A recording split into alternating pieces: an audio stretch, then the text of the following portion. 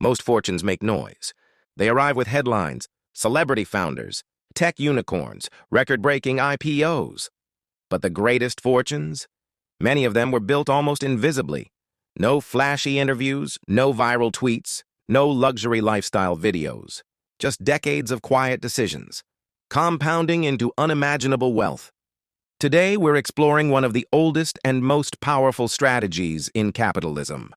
How a single family can quietly build influence across generations, across industries, across countries, until they become richer than nations, without most people ever knowing their names.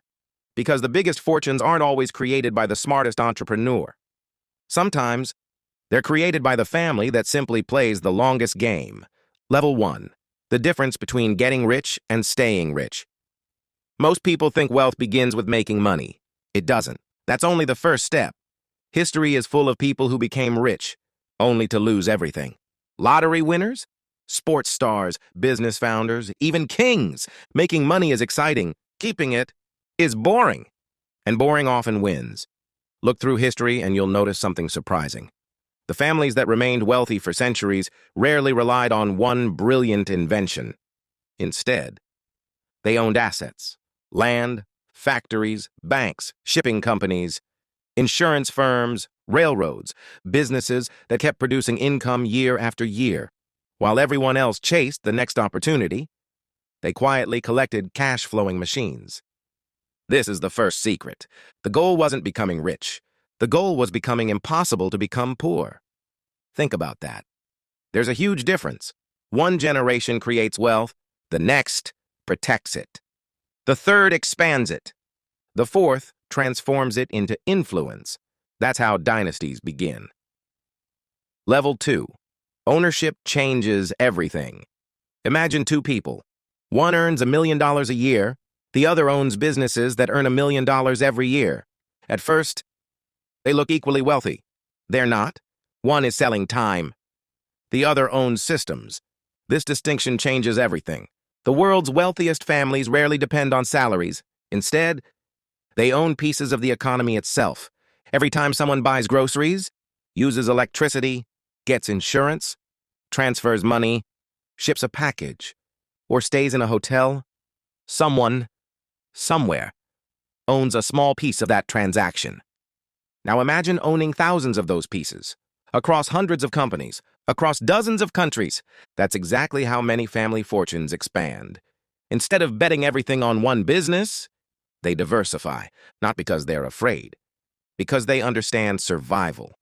When one industry struggles, another thrives. Oil falls, healthcare rises, technology slows. Infrastructure keeps paying, agriculture continues feeding people. Diversification isn't just an investment strategy, it's an insurance policy for generations. This is why many of history's largest fortunes survived wars, recessions, political revolutions, and financial crises. They weren't dependent on one source of income. They owned ecosystems. Level 3. The power of time that nobody notices. Everyone understands compound interest. Very few truly understand compound ownership. Imagine a business earning just 10% annually. Nothing spectacular, leave it alone. Reinvest the profits, avoid unnecessary risks, wait. Not for 5 years and not for 10, for 50 or 100. The results become almost impossible to comprehend. This is exactly why some family businesses become economic giants. Take the oldest family-owned companies in Europe and Asia. Many have survived for hundreds of years, not because every generation produced geniuses, but because every generation avoided catastrophic mistakes. That's an underrated lesson. Success isn't always about extraordinary decisions. Sometimes, it's about consistently avoiding terrible ones. The longer an asset survives, the more valuable it becomes. Think about forests, wine collections, prime real estate, historic brands, luxury companies, infrastructure. Time increases trust. Trust increases value. Value creates more opportunities. Those opportunities create more wealth. The cycle repeats. While most investors ask, "How much can I make this year?" Great family fortunes ask, "Will this still matter 50 years from now?" Different question, different outcome. Level 4. The invisible network of power. Money alone doesn't build empires. Relationships do. Every major business family eventually learns this. Capital opens doors. Trust keeps them open. The world's most influential families often invest together. They sit on advisory boards, fund private companies, and support universities, back scientific research, partner on billion-dollar infrastructure projects. Over time, their network becomes more valuable than any single investment. Imagine needing funding for a new company. Who do you call? A bank? Or someone you've known for 30 years? This is how opportunities quietly circulate, not through headlines, through relationships. There's another advantage: information. Before markets react, people inside strong networks often understand trends earlier, not because they're cheating, because they're constantly talking with business leaders, investors, economists, scientists, and policymakers. Patterns become visible sooner. They recognize industries before they explode: electric vehicles, cloud computing, artificial intelligence, renewable energy, biotechnology. Many fortunes weren't created by predicting the future perfectly. They simply noticed change earlier than everyone else. Knowledge compounds, too. Level 5, the family that never stops thinking long-term. Here's the biggest lesson. The wealthiest families don't think like individuals. They think like institutions. A company doesn't ask, "How do we get rich this year?" It asks, "How do we survive the next century?" Great family fortunes adopt exactly the same mindset. Education becomes an investment. Children learn finance early. They understand accounting, business strategy, negotiation, risk management. Not because every child must become a CEO, but because every generation becomes a steward. Many successful families even create family constitutions, written agreements, shared values, rules for ownership, rules for investing, rules for conflict, because they know something most people ignore. Money doesn't destroy families, poor communication does. Research consistently shows that large fortunes are often lost within a few generations, not simply because of taxes or bad investments, but because of weak governance, family conflict, and a lack of financial education. That's why many enduring business families emphasize structure over luck.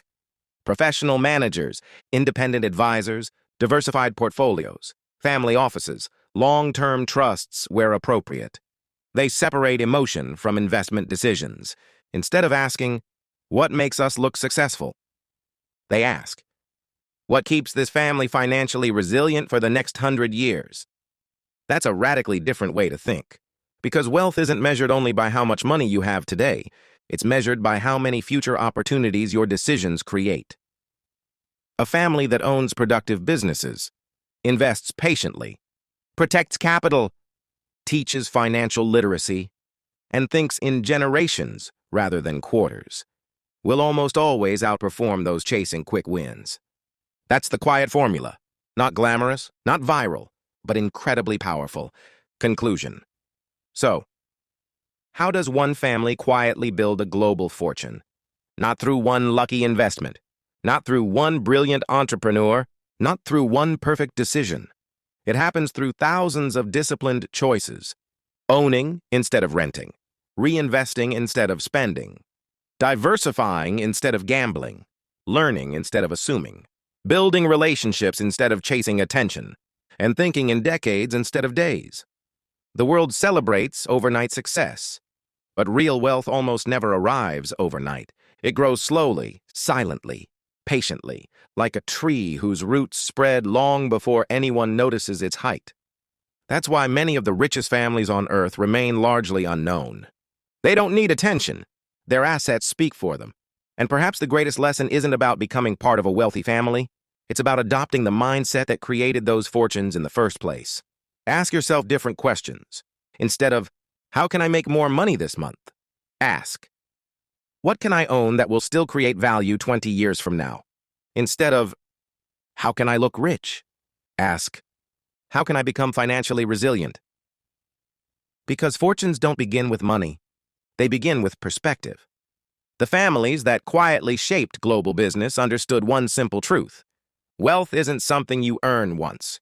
It's something you build, protect, and patiently pass forward. And in the end, that may be the most powerful investment strategy of all.